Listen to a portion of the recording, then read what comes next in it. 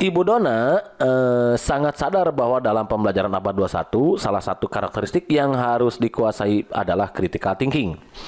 Critical thinking atau berpikir kritis adalah melihat masalah dengan cara baru dan menghubungkan pembelajaran lintas mata pelajaran dan disiplin ilmu. Penerapan pembelajaran yang dilakukan oleh Ibu Dona dalam pembelajaran agar siswa menguasai karakter berpikir kritis adalah bla bla bla. A. Siswa mengungkapkan gagasan dalam presentasi, sementara teman satu kelas mengkritisi apa yang disampaikan. B. Guru menunjukkan 4 gambar benda, lalu meminta siswa untuk memilih salah satu gambar dengan karakteristik tertentu dan mengemukakan alasannya sedetail mungkin. C.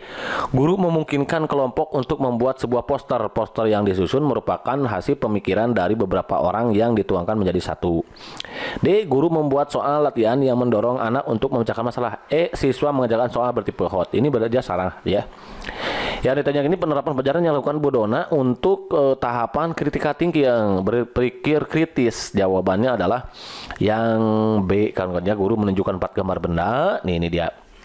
Lalu minta siswa untuk memilih salah satu gambar dengan karakteristik tertentu dan mengemukakan alasannya sedetail mungkin. Jadi ditujukan 4 gambar, meminta siswa untuk memilih salah satu gambar dengan karakteristik tertentu dan mengemukakan alasan sedetail mungkin. Ya, itu berpikir kritis, itu melihat kan nanti jadi siswa berpikir kritis ya.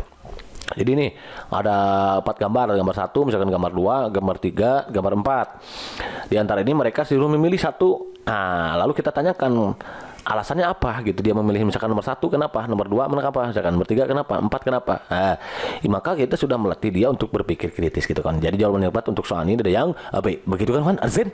Idap izin mantap. Nanti akan ada penjelasan lah untuk 4C ini ya.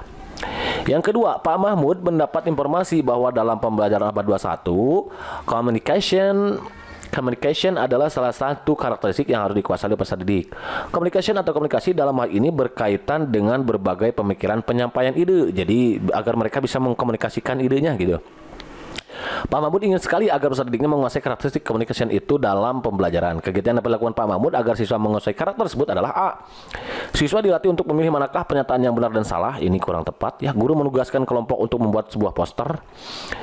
Guru menugaskan kelompok untuk membuat sebuah poster yang disusun merupakan hasil pemikiran dari beberapa orang yang dituangkan menjadi satu. D. Guru membuat soal latihan yang mendorong soal anak untuk memecahkan masalah. E. Siswa mengungkapkan gagasan dan dalam presentasi, sementara teman satu kelas mengkritisi. Ya, ini yang tepat itu. Kita cek jawabannya ya. Kan ya.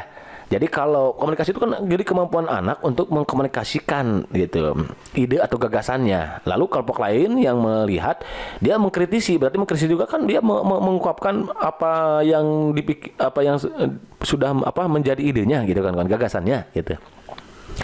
Sama-sama mengungkapkan, yang presentasi nanti mengungkapkan apa yang sudah menjadi pemikirannya. Yang menyaksikan teman-teman lain dia mengkritisi, berarti kan dia juga mengungkapkan. Maka jawaban yang tepat itu adalah yang E, berarti yang ini wrong. Jadi jawaban yang tepat itu yang E. Begitu kan Arzen? Idap izin mantap. Kalau mantap naik soal nomor berikutnya. Dalam proses pembelajaran, Pak Mustafa sebagai guru abad 21 berusaha merangsang peserta didiknya agar mampu mengembangkan gagasan-gagasannya yang menyampaikannya kepada orang lain.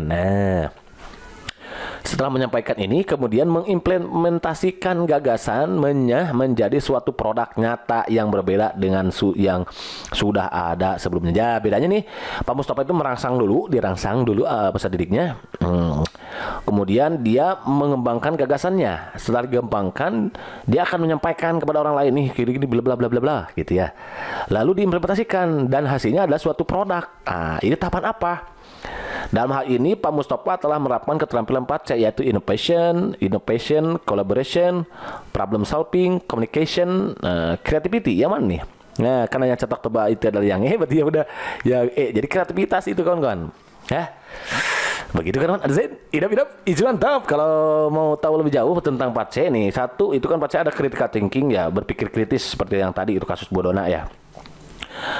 Jadi kemampuan apa saja yang diasah dalam kurikulum tentu saja ini bla bla bla. Berpikir kritis nih. Keterampilan berpikir kritis itu merupakan kemampuan siswa untuk memahami sebuah masalah yang rumit ya.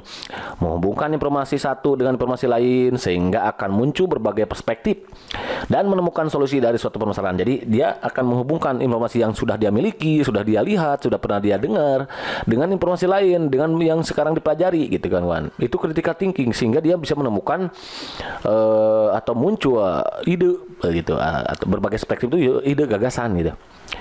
Lalu berpikir kritis juga dapat dimaknai sebagai kemampuan menalar, memahami, membuat pilihan yang rumit. Nah, memahami interkoneksi satu antara lain, menyusun, mengungkapkan, menganalisis, menyelesaikan masalah.